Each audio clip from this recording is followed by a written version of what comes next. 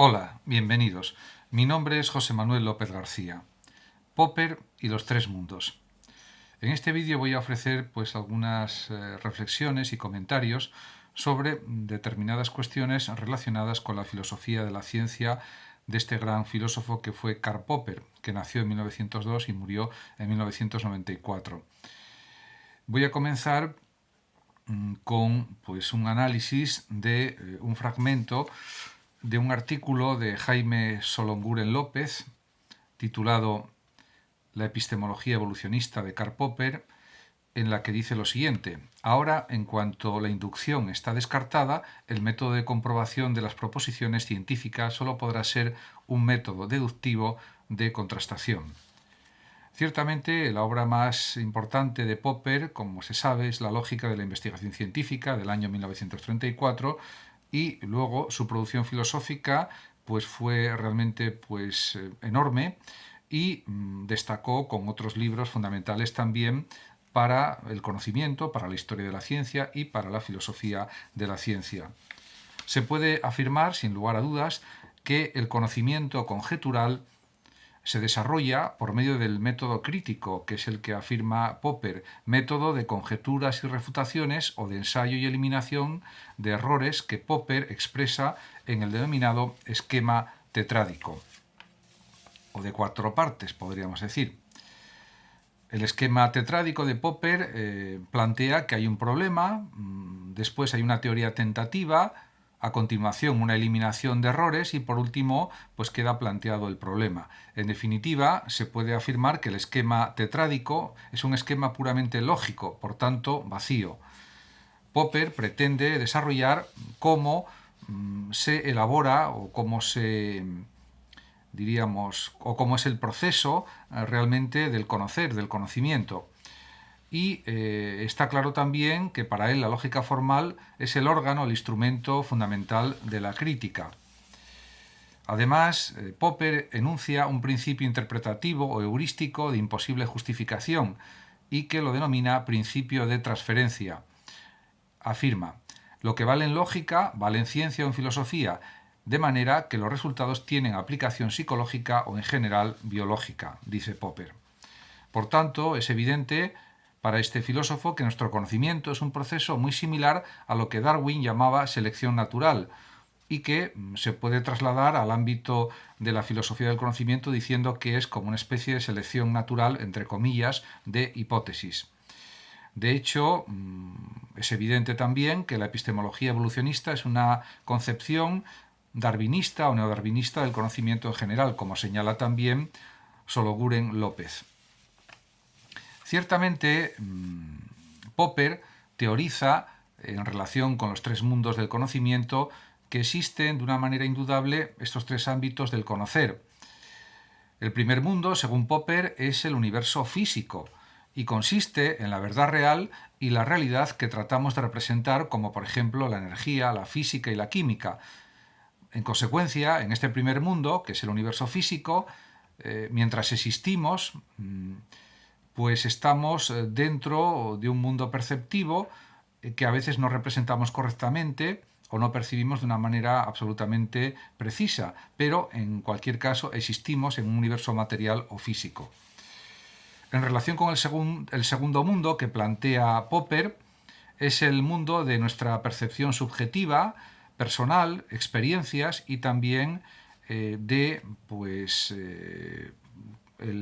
el ámbito de la cognición, de lo que producimos cognitivamente o del propio funcionamiento cognitivo de forma más precisa. En definitiva, este segundo mundo de la cognición, del pensar, de las experiencias, de la percepción, se sustancia en que es lo que pensamos acerca del mundo al tratar de trazar, representar y anticipar hipótesis con el fin de mantener nuestra existencia a lo largo de las transformaciones y de los cambios que suceden en la vida.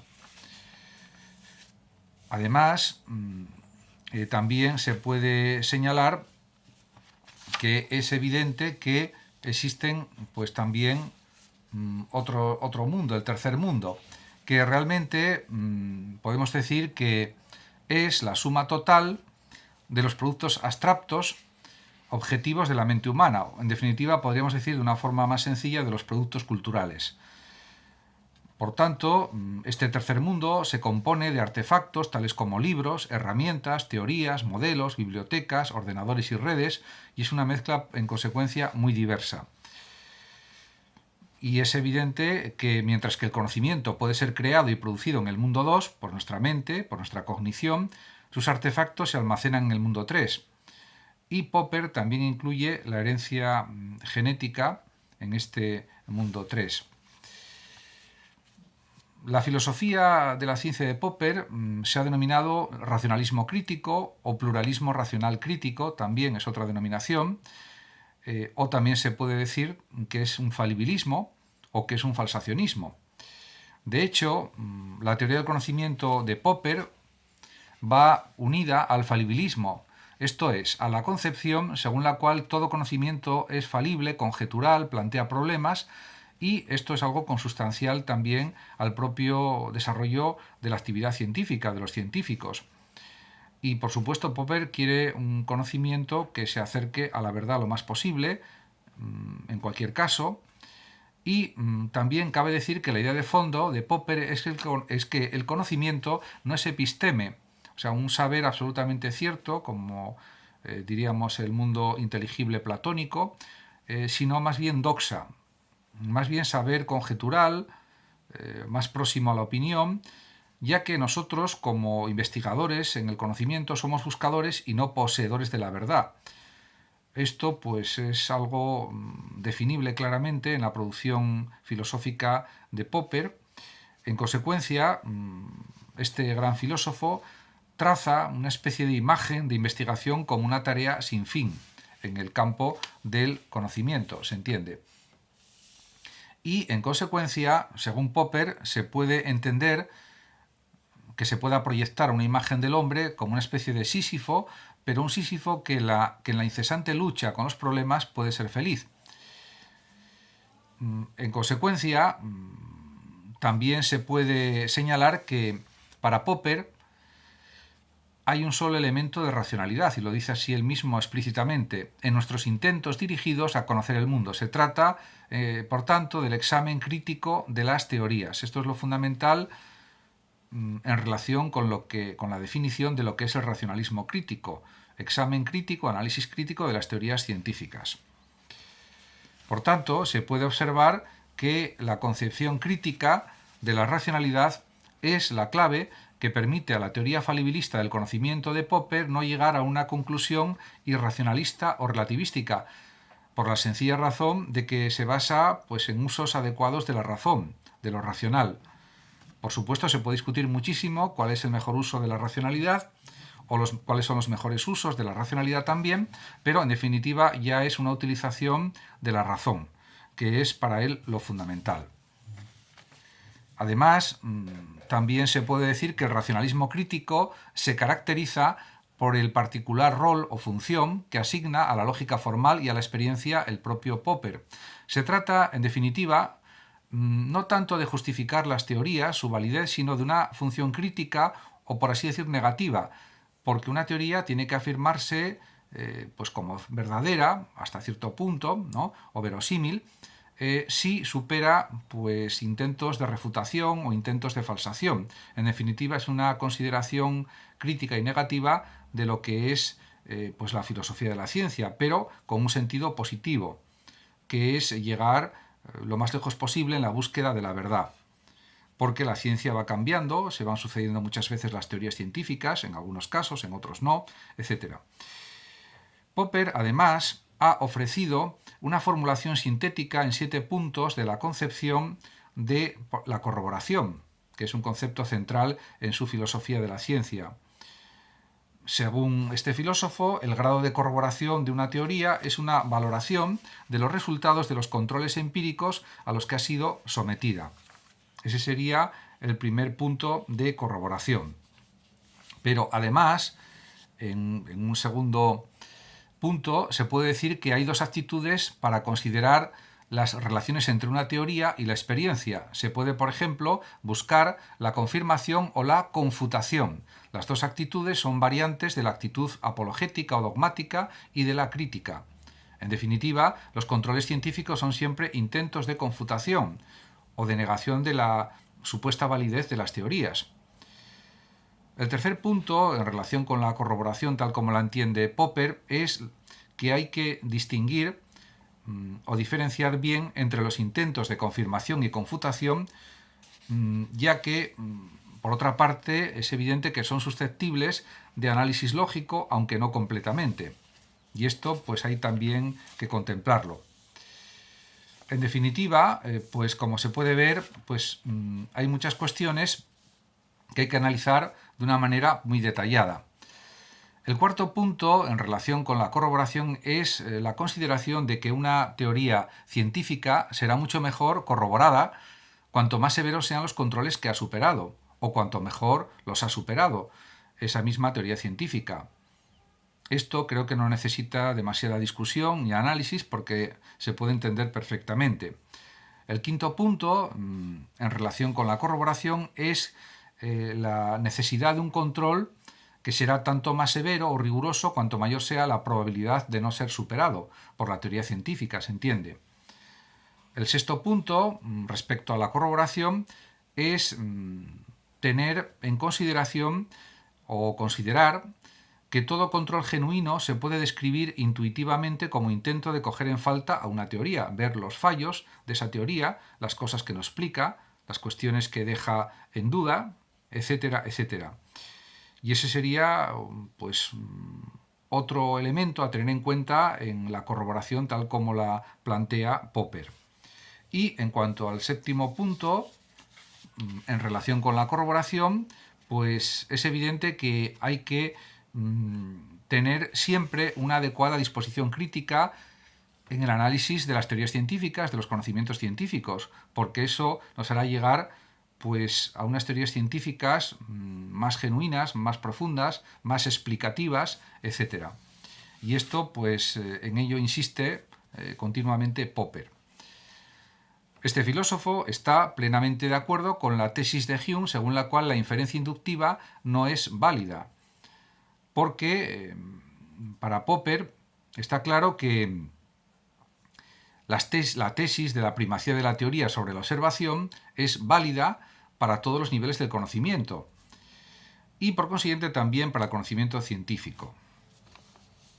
Además, el mismo Popper remarca esta cuestión de la superioridad de la teoría sobre la inducción en el sentido anteriormente explicado y cabe tomar nota de una cita del propio Popper en la que dice lo siguiente.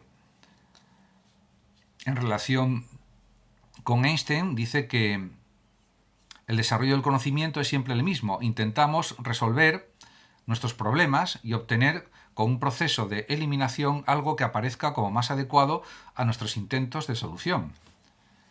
También insiste Popper en la superioridad del método reformista frente al revolucionario en el ámbito de las ciencias políticas, sociales, en el ámbito social de la sociedad. Y el mismo Popper critica el marxismo como una teoría superada y por eso se produce una polémica popperiana contra el marxismo. De hecho, el mismo Popper analiza los planteamientos utópicos en relación con la sociedad, con las explicaciones sociológicas, etc. Y también teniendo en consideración la puesta en discusión de la mentalidad utopista. De todos modos, Popper no pretende sostener que un ideal utopista no podrá realizarse nunca. Sostiene Popper que sí, que en algunos casos se ha conseguido más de lo que se pensaba desde una perspectiva que podemos decir que es utópica.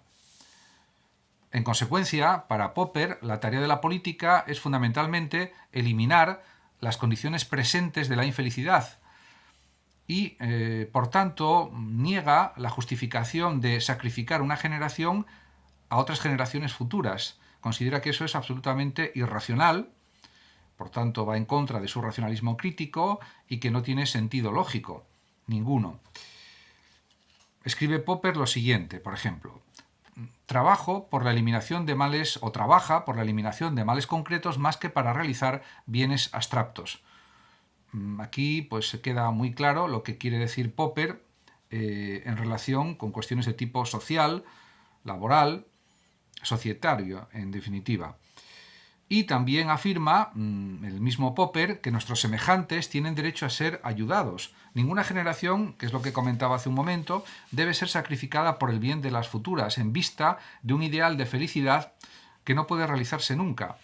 Esto no quiere decir que Popper no busque la felicidad, sí la busca en la sociedad, a nivel individual, la reconoce como algo absolutamente necesario e indispensable, pero diríamos, como matiza también sus ideas, quiere decir que esa búsqueda de la felicidad no puede hacer que una generación se sacrifique por otras o por otra.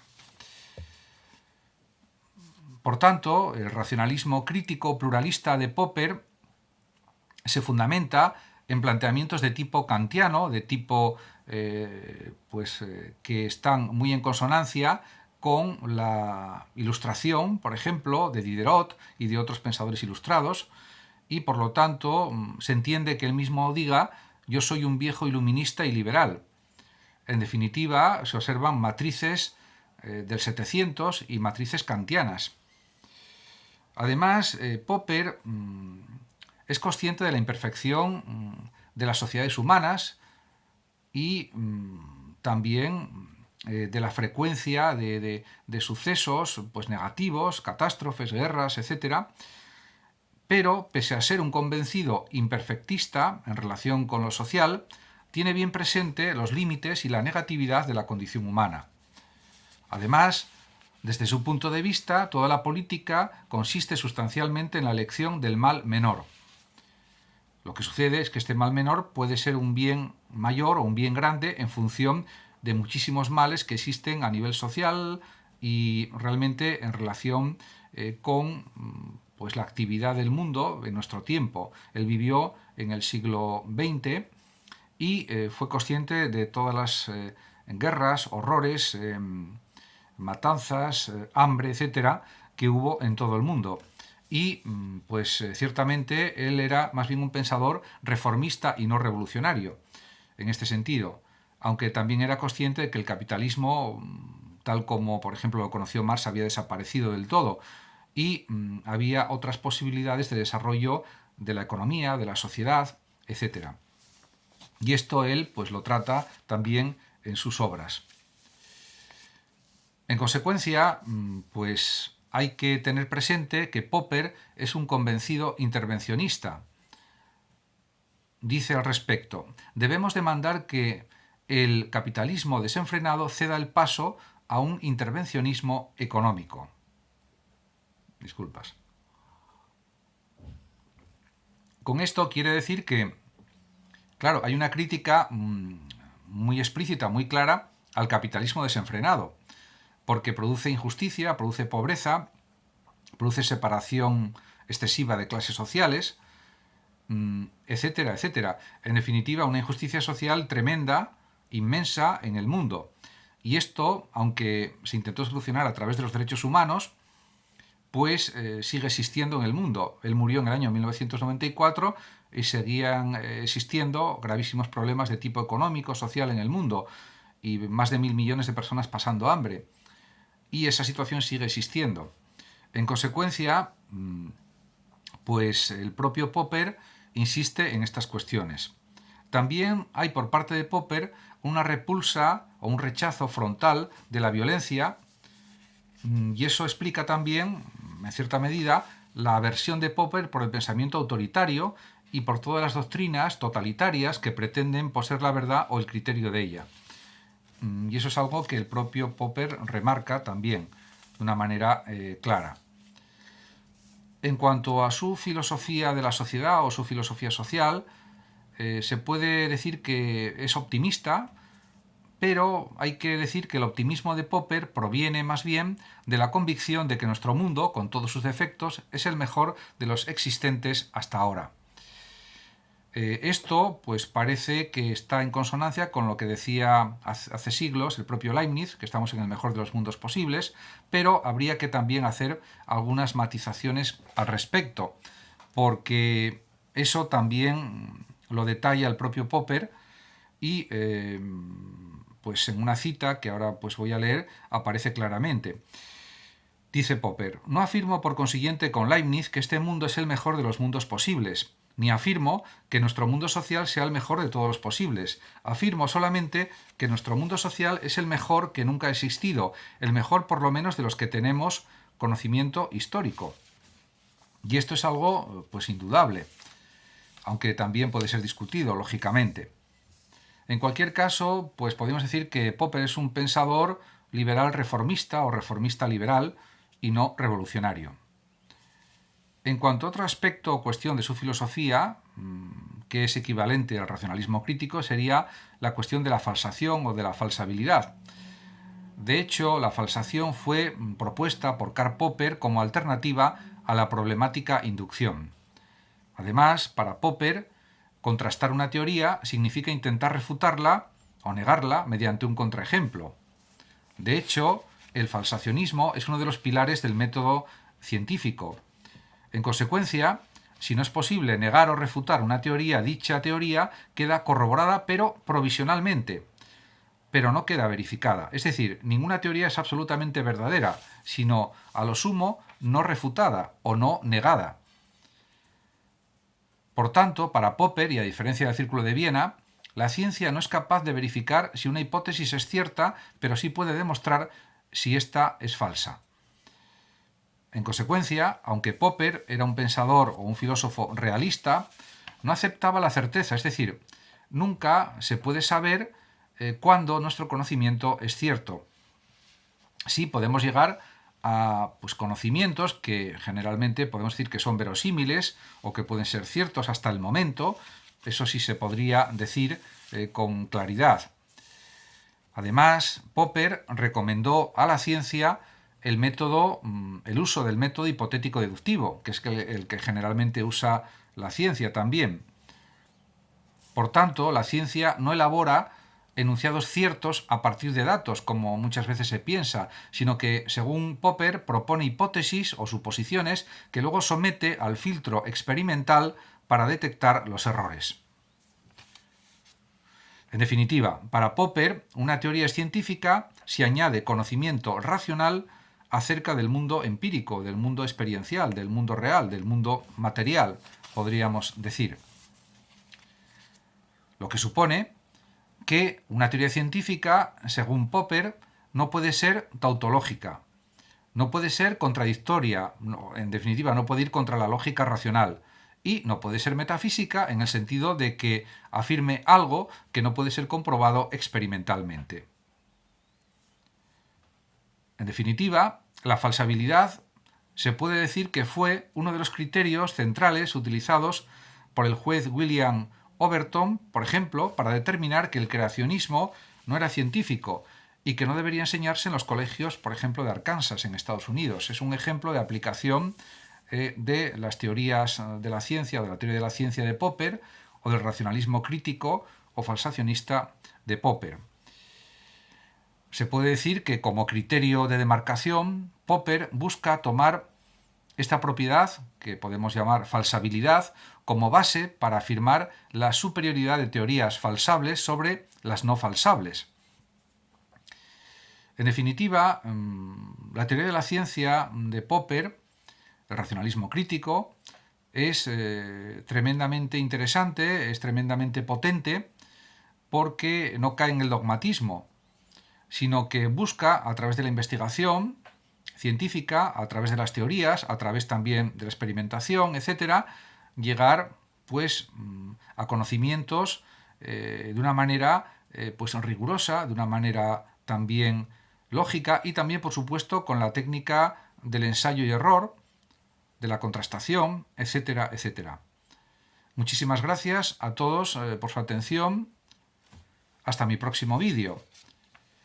Comparte este vídeo en redes sociales si lo deseas, suscríbete a mi canal, dale un like y también, por supuesto, saludos a los oyentes de Radio Sofando o Hablando de Filosofía de México, que sé que me escuchan siempre con un gran interés.